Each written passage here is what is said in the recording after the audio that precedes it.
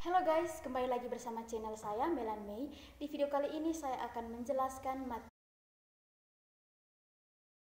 yaitu tentang manusia sebagai citra Allah.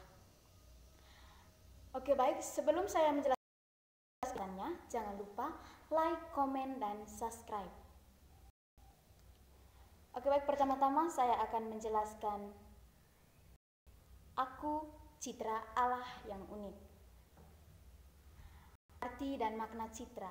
Nah, kata citra itu dapat diartikan sebagai gambaran yang menunjukkan pada identitas atau ciri seseorang atau kelompok. Nah, kata citra juga dikaitkan dengan suatu nilai yang dianggap baik dan umumnya terkait dengan tindakan, sifat, atau karakter. Kata citra juga mempunyai makna kesempurnaan, kesegambaran, atau kemiripan seseorang atau kelompok yang dicitrakannya. Misalnya, di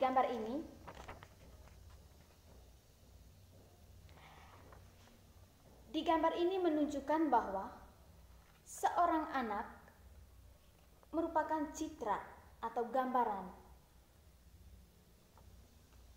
orang tuanya. Karena orang tuanya ini mempunyai keserupaan, kesegambaran, atau kemiripan dalam hal-hal tertentu.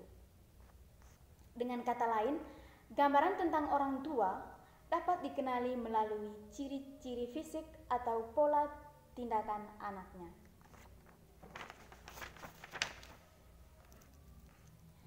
Oke baik, yang kedua itu pengertian manusia sebagai citra Allah. Nah, manusia sebagai citra Allah itu adalah manusia yang diciptakan oleh Allah seturut citranya, serupa atau segambar dengan Allah, yang artinya manusia adalah ciptaan Tuhan yang istimewa, yang secitra, serupa dengan Allah. Manusia sebagai citra Allah diberi untuk hidup berkuasa. Namun kekuasaan manusia hendaknya tetap dalam kerangka anugerah yang diterimanya, yakni akal budi, hati nurani, dan kehendak bebas, sehingga anugerah untuk berkuasa menjadi kuasa yang bertanggung jawab. Baik, lanjut. Dalam kitab suci Kejadian bab 1 ayat 26 sampai 31 itu menyatakan bahwa manusia diciptakan oleh Allah menurut gambaran dan citranya. Baiklah, kita menjadi manusia menurut gambar dan serupa kita. Manusia diberi kuasa untuk menguasai alam cipta lain. Menguasai alam berarti menata, melestarikan, mengembangkan, dan menggunakan secara bertanggung jawab. Untuk itu diperlukan manusia diberi akal budi dan kehendak bebas yang bertanggung jawab. Yang berikut, manusia diberikan kemampuan. Kemampuan itu membuat manusia mirip dengan Allah. Ia menjadi citra Allah. Kemampuan itu adalah sebagai berikut. Yang pertama, kemampuan akal budi. Karena dengan akal budi kita dapat mengerti dan menyadari diri sendiri. Yang kedua, mengerti dan menyadari apa saja di luar dirinya. Dan yang ketiga, manusia dapat membangun hubungan yang khas dengan sesama. Yang kedua itu kemampuan berkehendak bebas. Kehendak bebas berarti kemampuan untuk bertindak dengan tidak ada paksaan, ya, tidak ada paksaan. Kebebasan merupakan ciri khas manusia, itu karena dengan kehendak bebas kita dapat bertindak dan melakukan sesuatu dengan sengaja. Nah, yang kedua, dengan kehendak bebas manusia dapat melakukan suatu tindakan moral. Itu yang ketiga, dengan kehendak bebas kita bertindak secara bertanggung jawab. Yang berikut, pengertian manusia sebagai citra Allah yang unik. Nah, manusia sebagai citra Allah yang unik itu adalah manusia yang diciptakan oleh Allah lain daripada ciptaan lainnya yang ada di muka bumi ini. Nah, manusia yang unik adalah manusia yang diciptakan secara istimewa oleh Allah. Nah, manusia yang unik adalah manusia yang memiliki akal budi. Oke, baik, ada beberapa alasan dasar manusia disebut sebagai citra Allah yang unik. Itu yang pertama, waktu menciptakan manusia, Allah merencanakan dan menciptakan manusia menurut gambar dan rupanya menurut citra Allah.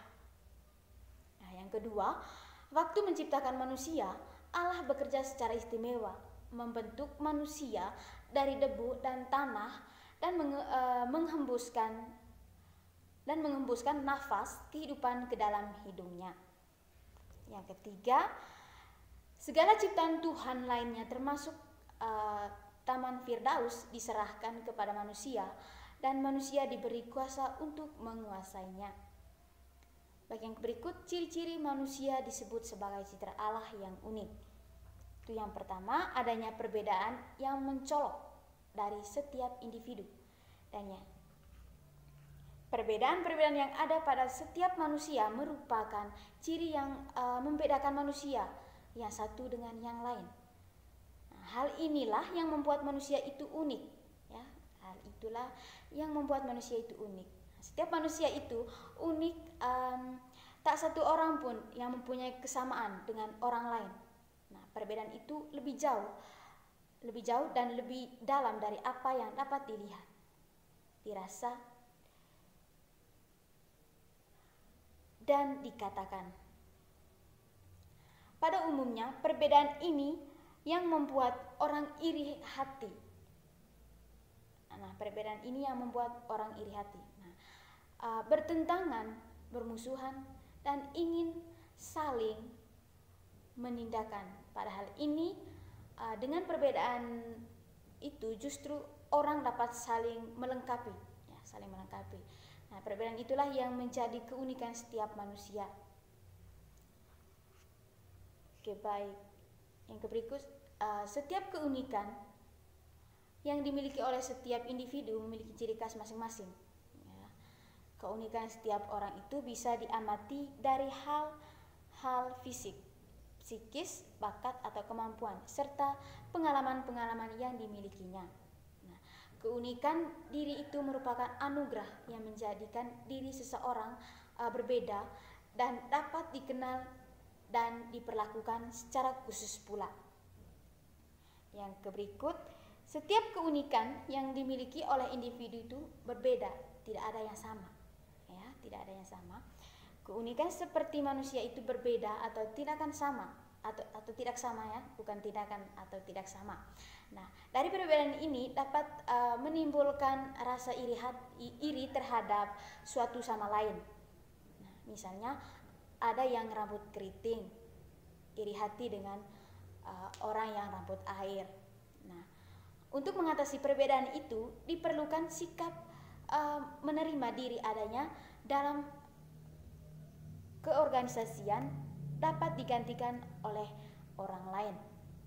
Tetapi kedudukan setiap manusia dalam seluruh kerangka ciptaan tidak dapat digantikan oleh orang lain. Nah, Tuhan telah menciptakan manusia dengan ciri khas yang masing-masing. Manusia sebagai citra Allah yang unik tentu memiliki sikap-sikap untuk menanggapi keunikan dirinya. Nah, ada beberapa sikap yang muncul dalam menanggapi keunikan diri itu adalah sebagai berikut. Yang pertama, sikap positif. Nah, dari sikap positif ini menerima keunikan diri sebagai anugerah dari Allah. Sebagai ciptaan Tuhan yang istimewa, banyak orang menerima keunikan dirinya itu sebagai anugerah dari Allah. Nah, mereka menganggap keunikan yang dimiliki adalah anugerah dari Allah yang harus dipertanggungjawabkan dan dikembangkan agar berguna bagi dirinya dan juga orang lain di sekitarnya. Nah, ada orang yang bersikap positif dalam menerima keunikan pada dirinya itu. Ia bangga bahwa dirinya berbeda. Ia bersyukur bahwa apapun yang ada pada dirinya merupakan pemberian dari Tuhan. Nah, dengan demikian ia tidak tidak berniat untuk menjadi orang lain, ya. Menganggap dirinya berharga dan ia tidak melawan kehendak Tuhan akibat ketidakpuasan dalam dirinya, hidupnya akan tenang dan mudah bergaul dengan siapa saja. Nah, yang kedua itu sikap negatif. Nah, pada sikap negatif ini tidak menerima keunikan pada dirinya sebagai orang memang menerima keunikannya yang ada pada dirinya. Namun ada sebagian orang yang tidak menerima atau menolak keunikan dirinya itu. Hal ini terjadi karena mereka tidak menerima kenyataan yang terjadi pada dirinya. Misalnya terdapat keterbatasan fisik yang dialami. Nah, hal ini juga terjadi karena tidak ada merasa puas bahkan dapat melakukan tindakan apapun demi menutupi keterbatasan dirinya.